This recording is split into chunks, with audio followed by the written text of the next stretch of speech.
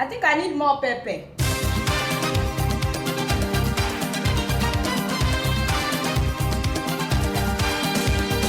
Hey, what's up, my people? It's your girl, Adeola. Please tell me he did not say it. Hi, father. I don't know which party my wife belongs to, but she belongs to my kitchen and my living room and the other room. Oh my God! I need some water. Please. I said I need some water. I knew that one African president would drop the bomb. But why does it have to be you? Why do you have to be the one African president that the whole world will be talking about for the rest of this year? The first lady belongs to the kitchen. Fata. It's already on Reuters. Don't be so shy. You say it's on CNN, eh? Ooh, everybody. It's on BBC. Guardian UK. Fata. Even Zimbabwean newspapers are carrying it. They are carrying it. But Oga Buhari, why?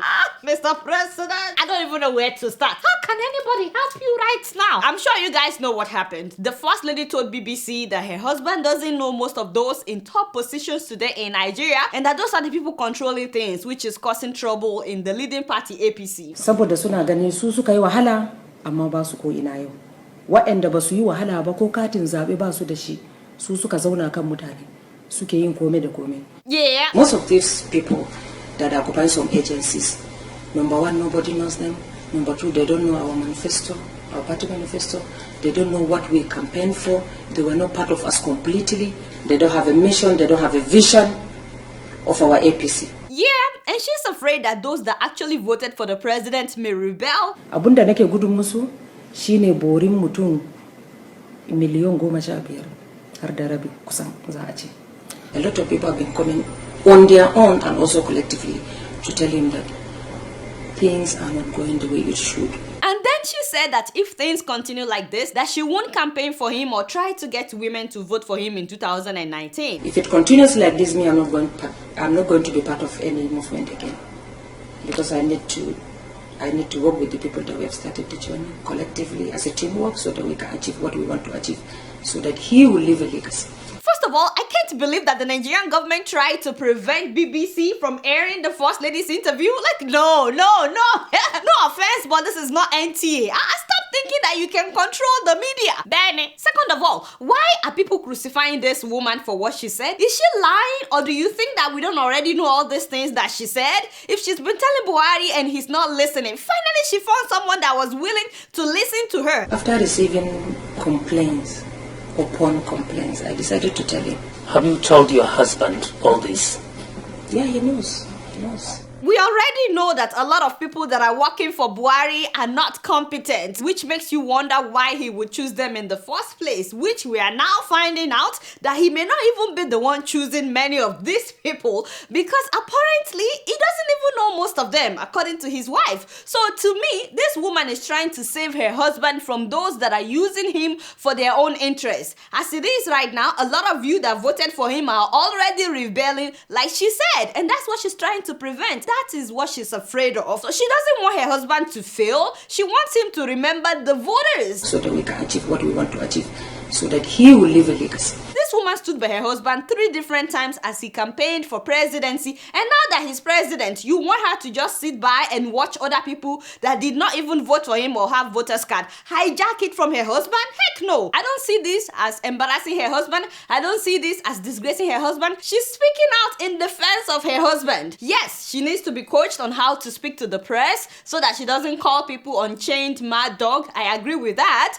but there's absolutely nothing wrong with her speaking her mind that other people are using her husband. And please don't tell me that they should ban her from speaking with the press. That is offensive to me as a woman. Men make mistakes all the time, and we don't ban them from speaking with the press. And when he got to Germany and they asked him about his wife's comment, he could have just said, she's just looking out for me. Her and I will talk when I get home about this. That would have just settled it, you know? But for him to say she belongs in the kitchen, father!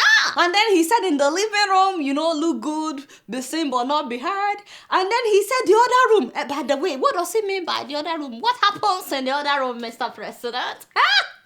Mr. President, it's good to know that you are still doing it. So let me not say anything about that. As a president, he needs to live by example. Is he trying to say that a woman is only supposed to cook, welcome guests, and do whatever they do in the other room? No. That is not correct. That is not correct. And I was really offended when they said that he was only joking. I'm like, what kind of joke is this? Okay, so let's assume that he was joking. What kind of joke is that? From a president? No president has ever said this kind of thing. And if he was joking, then let him come out and say it. Say that you were joking. Say that you are sorry. Say that you didn't mean it. Say that a woman is so much more than the kitchen or the other room. Instead of that, this is what he said. Recently, your wife criticized your choices for top jobs, and you responded by saying, I don't know which party my wife belongs to, but she belongs to my kitchen and my living room. What did you mean by that, sir? I'm sure you have a house. I have a house. You know where your kitchen is. Ooh, father! You know where your living room is. Yes. And I believe your wife is to look after that, even if she is working. And so that is your wife's function. It is to Yes, to look your after house. me.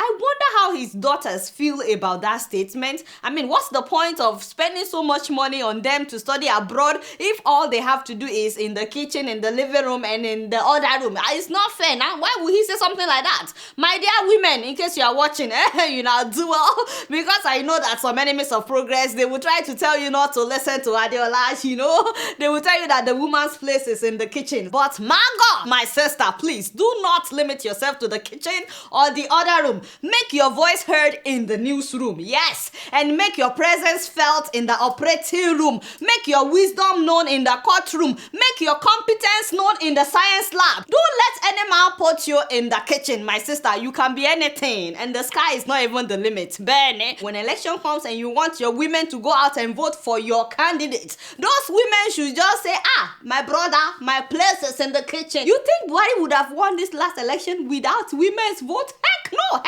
We have half of the population of Nigeria. Benny, I saw a lot of people, by the way, posting pictures of their wives, saying that their wives belong to their side, not in the kitchen. Senator Ben Bruce, this is Senator Ben Bruce and his wife. You guys need to go to the other room. And of course, our Pastor Renwo Mokri Haba. You guys go to the other room. Even the president goes to the other room. But seriously, kudos to all the men that believe in their women. Kudos to you guys. Kudos to the men that believe in their daughters, the men that believe in their mothers, in their nieces, in their girlfriends, in their wives, because it takes a real man to genuinely want the very best and real progress for a woman.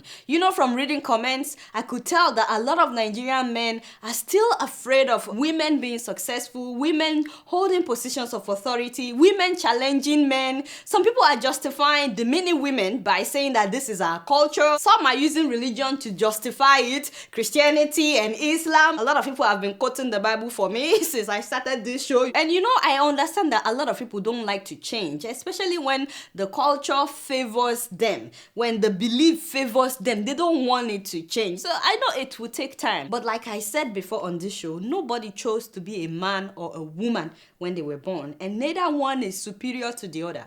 It is whatever you do with your life that matters. And please don't let your sex, your gender, don't let it ever limit you. If you're a man or a woman, please don't let anybody tell you that, this is what you can do or this is what you cannot do because of your gender. I thought that it's very ironic that Mr. President went to Germany where a woman is in charge. Who? A woman? One of the most powerful women, not just in Europe, but in the whole world. I mean, when you look at Forbes list of 100 most powerful women in the whole world, this woman is number 1. Even Hillary Clinton is number 2. And he went to Germany to seek for a woman's help regarding the internally displaced people in Borno State, security in Nigeria, and he went there to beg this woman for investment in Nigeria. And right in her presence, he said that his wife belongs in the kitchen. Like, really, Mr. President, I'm going to say this again. I know I've said it before. Maybe you didn't take me seriously, but maybe now you will consider it. I'm on speed dial. Your girl is on speed, and everybody knows my number. Yes, I'm a woman. It's okay. I'm not going to look down on you for asking for my advice. But please, I'm begging you, Mr. President. Next time, before wherever you go, call me. I'm on speed dial. You guys know I don't know much. Guess what? I'm just keeping it real.